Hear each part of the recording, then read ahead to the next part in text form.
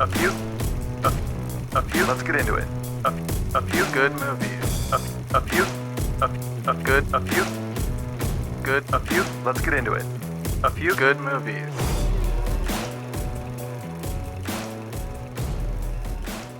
Okay, welcome everybody to another mini episode of A Few Good Movies. I'm Zach Dame, and with me is Chris Porto. Hello. And Sam Resmail. What's up, guys? So we have another special episode today because we have a special guest. And we'll get to him in a second, but how have you guys been doing? Doing all right. You know, Yeah. Thanksgiving was weird this year, but It was. I kind of preferred not spending time with family, so it was perfect.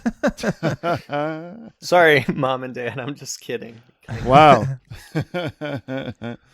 Sammer, you have a good holiday? Yeah, I mean, it was low key. I had a friend of mine was cooking throughout the week, and he made some crazy Cornish hens, and yeah, there was just a lot of fucking weird food that I was eating all week. So Nice. yeah, I just had a classic Thanksgiving meal, man. I didn't get crazy. I just did the yeah, usual stuff, but just much smaller. yeah, Not bad. I like a nice, quiet Thanksgiving. I'll take it. yeah. It's always nice. All right, so let's talk about our special guest today.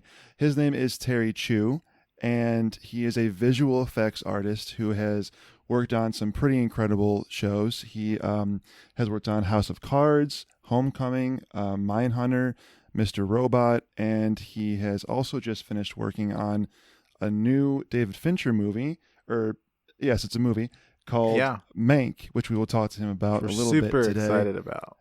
Yes. Well, so we're very happy to have him. Please welcome Terry Chu. Hey guys, how are y'all doing? Hey. Thanks for having me on. Thanks so much for being here, man. We really appreciate it. Thanks for Yeah, having me on. Happy to be here. And how was your Thanksgiving while we got you? It was good. Just went to visit some family that was close by in the area, and we just did a tiny little thing. We had some takeout Chinese food for our Thanksgiving dinner, and yeah, it was good. That sounds awesome. yeah. That's great. Well, I think we should start by talking about what next episode will be, because that's what we're going to talk about today. And that was this week was my pick, and I chose biopics. Of course, that usually means it's about some real life person's life, Right. And so it's really great that we have Terry on because, as we understand it, Mank, which is coming out very shortly, is considered a biopic, or can be considered arguably. a biopic.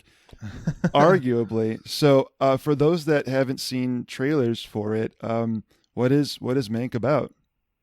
Well, my interpretation of Mank, and this is sort of where the arguably biopic topic comes in, is that I personally describe Mank as a movie about Hollywood and politics in the 1940s.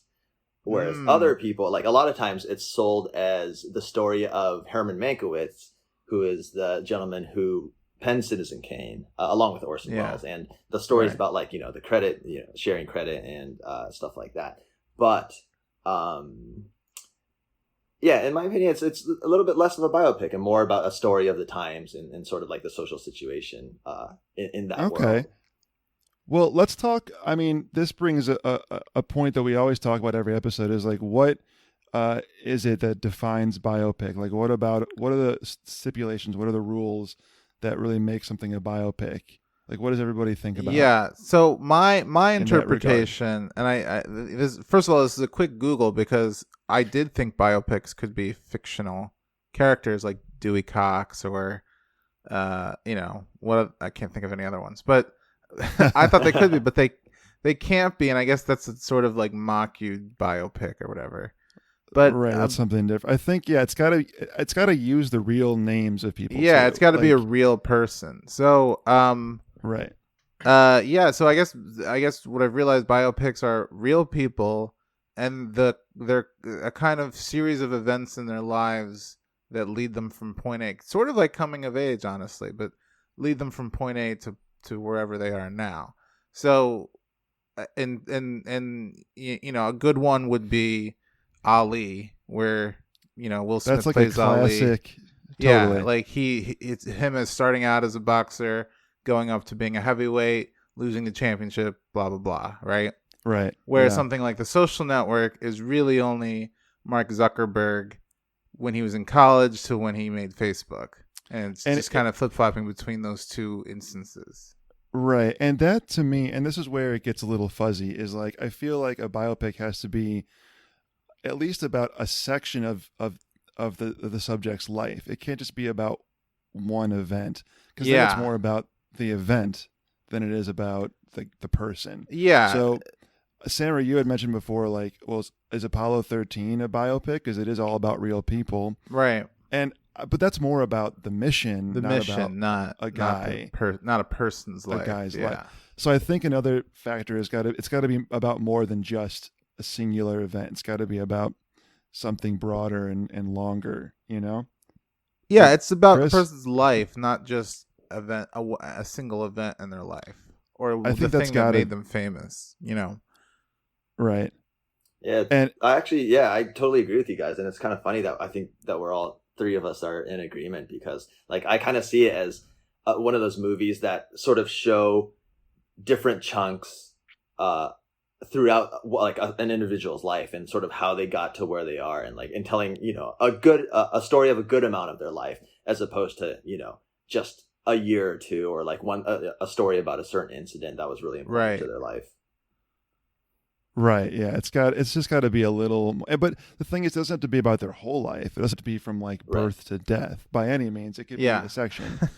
Well, not to get totally off topic, but Terry, I have to ask, just what is having worked on so many really awesome projects, especially with Fincher and Sam Esmail, for that matter. What is it like working on these big projects from a visual effects perspective? Because these aren't necessarily shows that you would consider VFX heavy shows. But I'm interested to see what it's like working with someone like David Fincher, for example. Your experience on these shows. It's totally true that they're not visual effects heavy shows. Like, we don't do like complicated 3D modeling.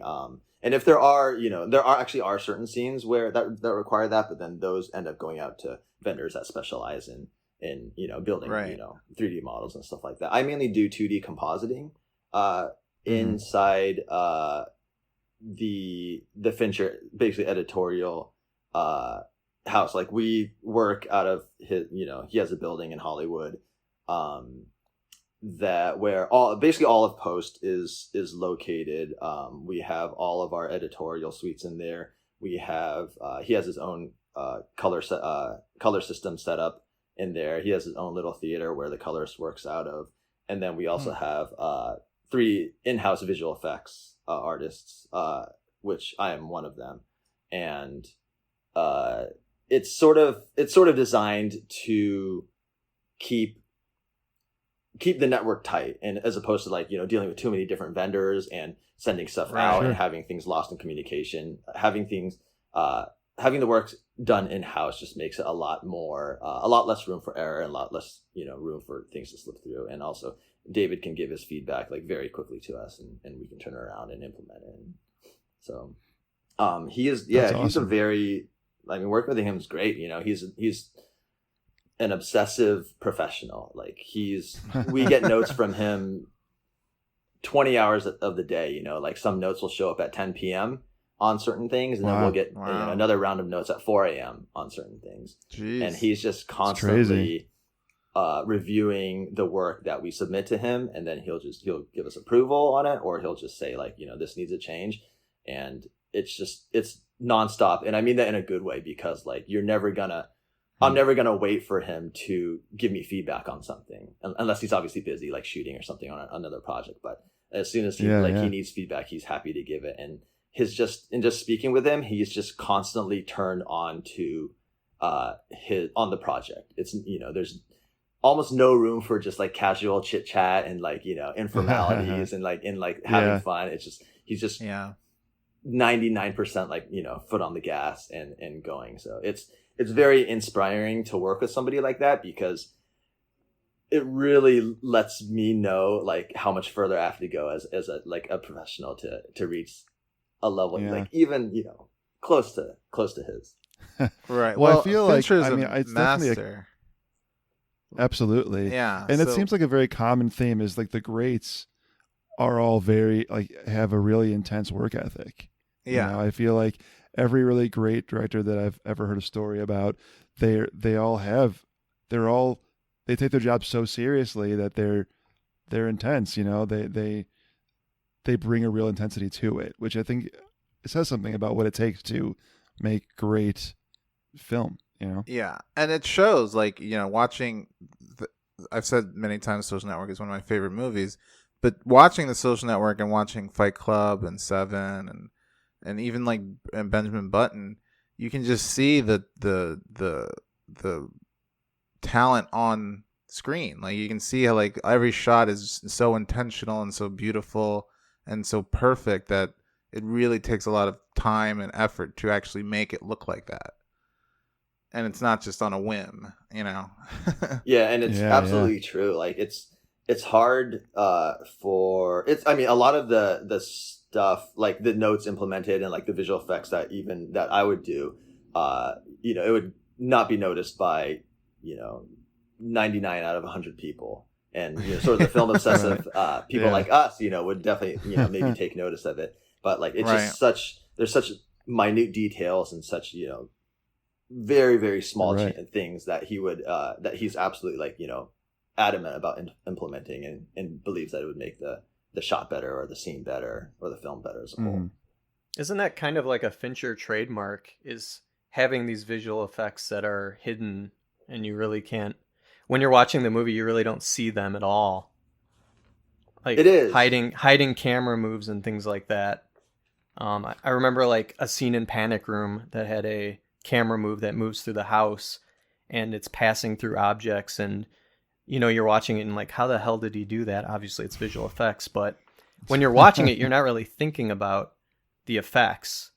You're sort of just swept away by this camera movement. And that's kind of the ideal, right? Like you don't want, like as a director, you don't want the audience to notice these movements and notice these things. Right. Mm-hmm. They should be. I'm sure as a visual effects artist, the goal is to make them as seamless, like not call attention to the visual effects, to make them look as natural as possible. And I'm sure for Fincher, it's even more so. Yeah. Making it look. Not call attention to them. Right.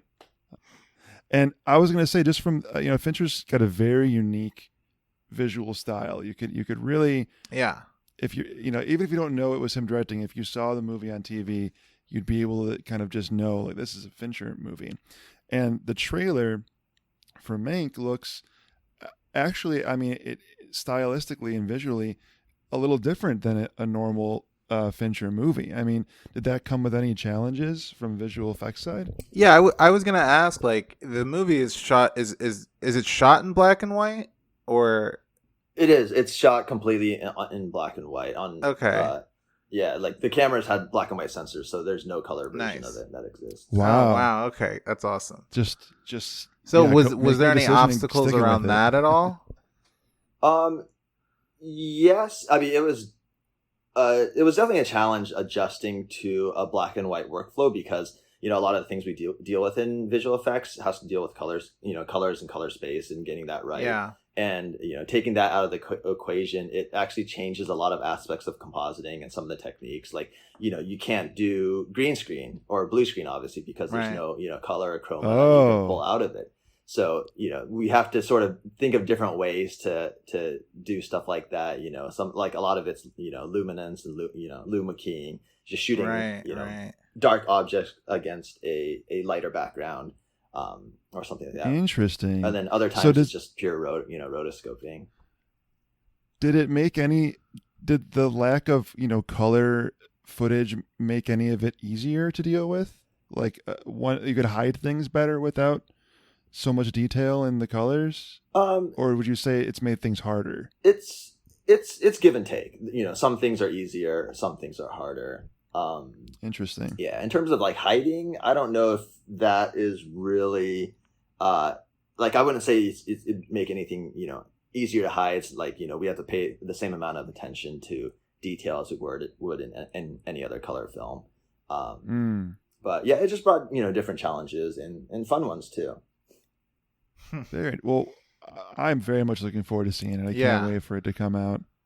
But let's get back to just some biopic talk. We're gonna pick. We're in a bit. We're gonna discuss the ones that we've picked. But I'm just curious what all of us, some of our favorite biopic movies, and I'm sure, and I'd love Terry to give some of his favorite biopics as well.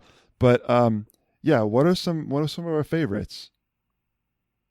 Well, so here's a good one. And speaking of Mank, Citizen Kane is sort of a biopic, although it's a fictional character about a real person.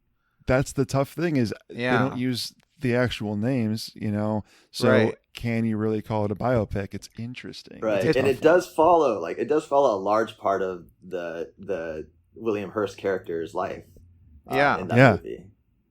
Although, fictional dramatized, I'm assuming. Yeah. I mean, everybody, who knows? Maybe he had a sled named Rosebud. You don't know. Maybe. But yeah, I think even at the time it was like obvious that it was supposed to be Hearst, but it was like just a wink wink. It's another name, but we really know what this is. But yeah, I think that's what a lot of people think of as a biopic, certainly, as a famous one. What are some of our other favorites? Well, I mean, the one that I did not pick that I really wanted to pick was Man on the Moon. Yeah.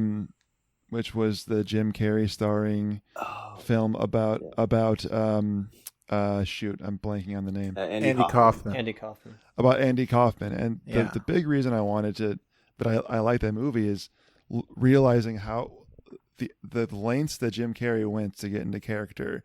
That he almost got like fired from the movie, and they were like, he just honestly, like, there were like lawsuits, like he was driving everybody nuts to get into that character. It sounded so interesting to hear how that was made. Well, we should talk about what we actually picked, because maybe that'll spark some or just interest in that. Because knowing that Zach might have picked Man on the Moon, I was excited, so I was like, okay, I'm not gonna pick that, and I picked something else. But so Zach totally then changed his mind, which perfectly fine. But Man on the Moon we should have done that. We should have. I feel like that it's a real shame we didn't get to it. Yeah, maybe but, maybe we'll do Jim Carrey movies next season, and we'll pick that. I call Ace Ventura. Nice. Yeah. Sonic. Okay, well then why don't we? Sonic the Hedgehog? Yeah, no, just kidding. Is that yeah, becoming a new classic Jim Carrey movie? Well, then why don't we just go ahead and go through our picks for next week? Yeah. Again, this was my week, biopic. So yeah, I had a lot of sort of internal debate about what I wanted to do. I thought about Man on the Moon a bunch, but I went with a much newer film. I went with Vice, which came out in 2018. It's an Adam McKay film. Really loved it when I saw it in theaters, and loved it even more when I saw it again for this.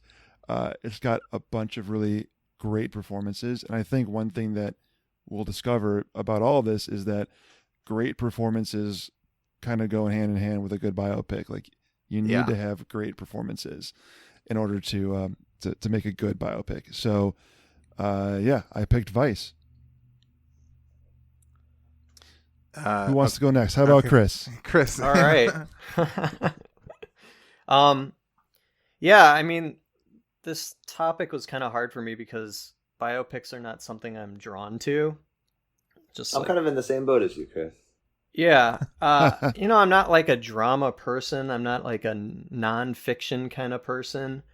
But, I thought a lot about it, and Man on the Moon was a good choice. I remember seeing that in theaters and really liking it. But ultimately, I went with Tim Burton's Ed Wood because it kind of appeals to both my kind of like quirky oddball sensibilities and that kind of old Hollywood, making a movie kind of film, which maybe Mank is kind of like that. Yeah, that's what it sounds like.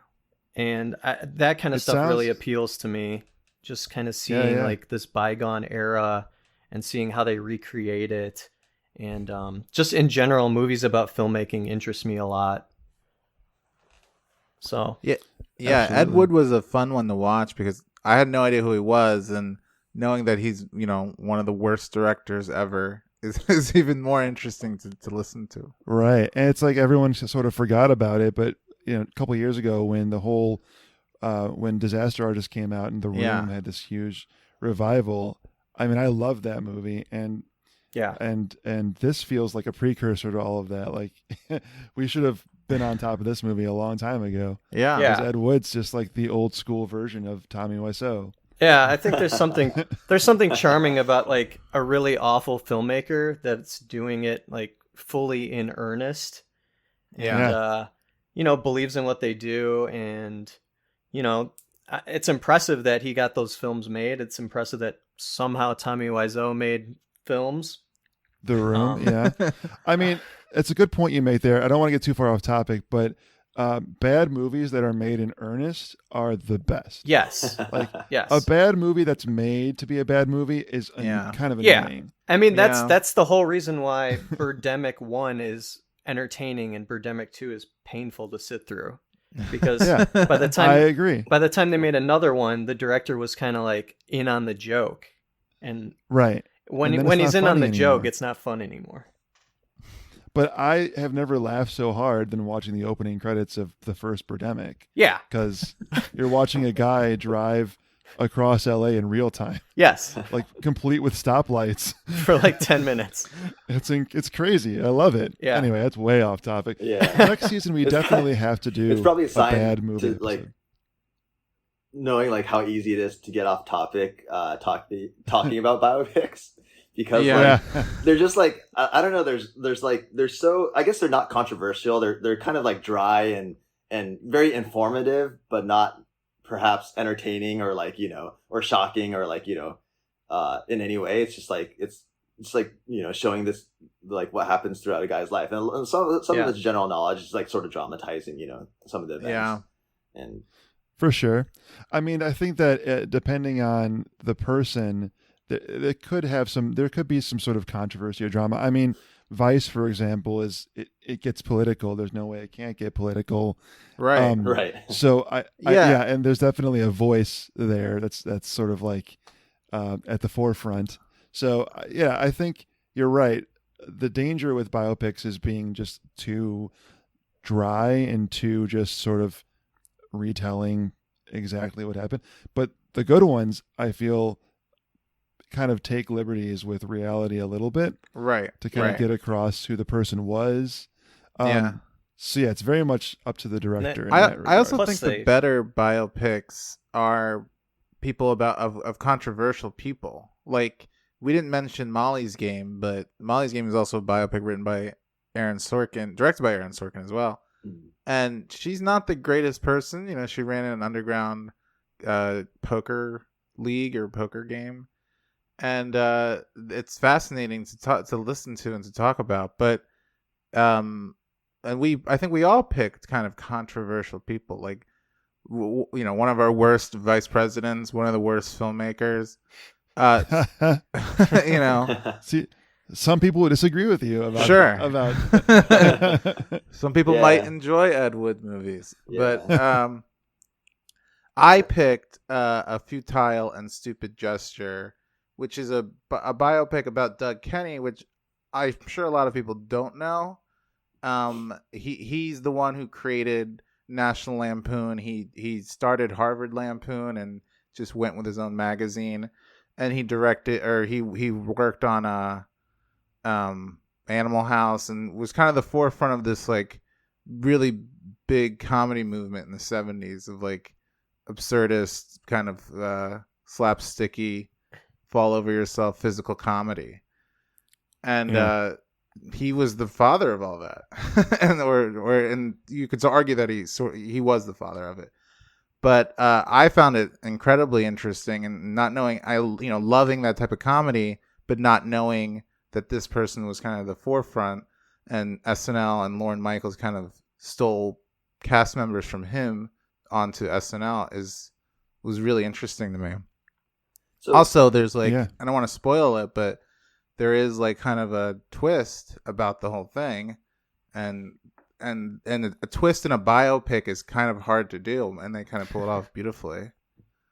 so I was curious, like, what drew you to that movie, or to, like, to want to try to watch that movie? Is it like, not knowing anything about the topic? Is it sort of like hearing about the character and how he could be interesting, or the humorous like situation that I guess the biopic revolves around? Well, you're talking about A Futile and Stupid Gesture? Yeah. Or just biopics in general? Okay, Or well, just that one, because I've never even heard of that movie. yeah, I'm it's a actually Netflix movie. I will say I'm a little bit of a homer because my sister-in-law Emmy Rossum is in the movie, but so I knew about it as it came out. But also Will Forte plays Doug Kenny, and he's one of my favorite comedic actors. MacGruber is a great movie. There's a lot of really great comedians in the Oh movie, yeah, too. there's Joel McHale, Natasha Lyonne. It's got a great cast. The director is great, although I'm blanking on his name. David Wayne. Yeah. David Wayne is great. It's just, that's kind of the appeal, and I just love comedy, so I always will pop on a comedy. We were talking about watching Holiday, but we were just I love watching comedies in general, so I would always watch something about the history of comedy as well. Yeah, and I really appreciated, because usually biopics are about very famous people, and Yeah. you know ultimately what happens to them. But this is somebody who I knew nothing about, and I'd venture to say that many people don't know his story. Right. So I had no idea where he was going to end up, and so it was. I genuinely was curious, like, where the story was going, and how how his life was going to turn out, and that's that's sort of valuable in a biopic, because you don't get that very often. Talking about somebody who is behind the scenes that it doesn't get so much attention, but yet was surrounded by incredibly famous people. Yeah. Like, he's best friends with Chevy Chase and Dan Aykroyd, and all these famous comedians. Bill and, Murray, Rodney Dangerfield is in it. Yeah, I mean, somebody who plays Rodney is in it. Yeah, I mean, obviously not anybody real, but who's the guy from Ghostbusters that he's friends with? Bill Murray. Oh, Harold the other Ramis. Yeah, Harold The Ramis. director, Yes. Yeah. Yeah. It's just so interesting to see how he's like surrounded by all these super famous people, and he was never really all that famous Right. in his life. He sort of never got the recognition, and he should have. I mean, it seemed like everyone who touched him was turned to gold.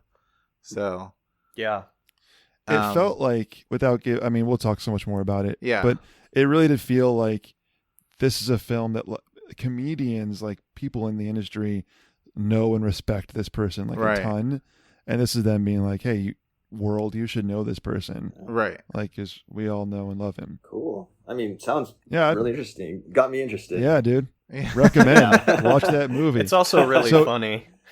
It's Yeah, also yeah. the way it's done is kind of like a middle finger to biopics in general, which is, to me, that's awesome, because in the beginning they show him as a kid and they're like, this shit's boring, let's move on to the fun part, and they're like telling the Yeah. audience that. Yeah. So Yeah. It's almost told like the magazine. Like, it's like Yeah. watching the magazine or something. yeah, The way it's there are also presented. like parts where they show a little story in the movie with like cells from a comic book, Yeah. which Yeah. is pretty cool. Oh, yeah. Like a really big moment. Yeah, like Right. really Now emotional that you- moments. Yeah, I Right. forgot about that. Yeah, that's true. All right, so Terry, put you in the hot seat Yeah. here. Even though we're not gonna watch the movie that you say right now. But let's just pretend like you have to pick one too for next week. What would be your biopic choice? Well, I actually thought about this, and I'm pretty sure most of you have seen it, but I am going to pick Malcolm X Ooh. by Spike Lee. Oh. That, like, going off what Christopher is saying, like, again, I'm not a big biopic person. I've seen my my share of them, but it's not something I'm naturally drawn to. So I'm not like an expert or exhaustive by any means. But Malcolm X is something. It's something I saw when I was in, I think, middle school, or maybe it's probably high school. I think it's probably too early to show middle school students, but we watched it. We watched it in class, and I remember having such a profound impact on me, and not knowing much about the subject matter, the figure, the movement at the time.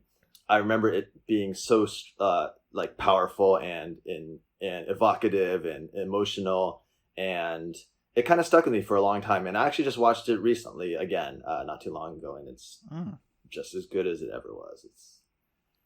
It's That's great. Yeah. That's actually a really good point that we haven't discussed yet. Is another really relevant, important aspect of a biopic is, the sort of the real life implications of these people and the importance of telling that story to future generations that weren't alive for it. It's not just the entertainment aspect of everything. That's a really good point. Yeah, I mean, there's That's great a good biopics choice. out there of like very prominent figures, like you mentioned earlier, Ali, Malcolm X being one. There's the Harriet Tubman one. Just last year, Renee Zellweger did Judy Garland, right? That was a biopic. I haven't seen 42, but is 42 a biopic? 42 is a biopic. About Jackie Robinson, who played by Chadwick Boseman, R.I.P. But that one's a fun one, especially if you like baseball and you don't know the impact he had on baseball. That one's really fun and interesting. Yeah, again, all like socially relevant stories, that it's like important that those stories can be seen by future generations. You can read a textbook about them, or you can watch a beautiful movie. Yeah. Right. Yeah. I mean, and feel something to by it. watching it. Yeah. Yeah. Hey, and speaking of baseball, I mean, A League of Their Own. Yeah. Not a biopic. Not a biopic. But it's about this. But a good movie. This league, Which, by the way, people. It's about straight out biopics again. Yeah, I heard the other day there was for the first time ever, a female place kicker for a college team. I can't remember the team though, but it was just I honestly thought you had to be male to play in college football. I've heard of high schools having an occasional female player and that making the news, but I don't think I've heard of in college, at the college level. Yeah. That's crazy. Yeah. First time it happened. And then, isn't there a female? There's also recently, I think, a female GM for a baseball team. Yeah, I think the Marlins just hired their first GM, female GM. Yeah. She's Asian American too. Yeah. There you go. And I don't know, maybe might have heard that female vice president. What? First female vice president. So got that. We're getting there. Yeah, we're getting there. Every long conversation inevitably ends up in that realm. Yeah, right. We try to stray away from politics as much as possible, but I will say we're talking about Vice next week, so fair warning, we'll probably talk about politics a little bit. Nice. There's no way around it. Right. All right. Well, any final word on biopics, guys, before we wrap this one up? Well, we should ask Terry. How do you pronounce it? Biopic or biopics? You got. Okay. The backstory here. How do you pronounce it? Okay, so I'm gonna be completely honest. Until yesterday, I thought it was biopic. Wow. Okay. Yes. And then I read several articles, and then one was extremely convincing to me about how biopic. The word biopic just comes from biographical picture, right? Like it's like, I don't know what the term is to put the two together, but it doesn't make sense to me to say biopic anymore after knowing that it's just biographical picture, short. Right. Yeah. I heard it the first time in my life. At some point when I heard it the first time, it was pronounced biopic, and so like you, for the longest time I thought it was biopic, and then actually in The Office, I think it was on Robot, I said it out loud, and everyone gave me so much credit. Oh, really? Like, So everybody else knew. It's Probably. biopic. Oh man. So I've been having this argument for years now. I've trained myself to say biopic, but I still occasionally want to say biopic. I know. Hey, you don't say biography. Yeah, myopic, you say right? biography. It's myopic. You don't say biology. You say biology. Right. Exactly. But it's not. Okay, well, it's not a word that was born of itself. It's a shortened version. True. It's two different words. So Yeah. that fully convinced me that I was incorrect. Yeah. Well, I'm gonna still count that as a vote for me, for my side. So I need some support. All right. Well, I think that about wraps up this episode. Terry, again, we want to say thank you so much for coming on to this. We really appreciate it. Thanks for having me. Thanks so much for. I had a great time. It's been fun. And next season, please come out and do a full episode with us. We'll do 4 movies one week. Absolutely, looking forward to it. That's great. And Sammer, why don't you tell everybody where they can find us online?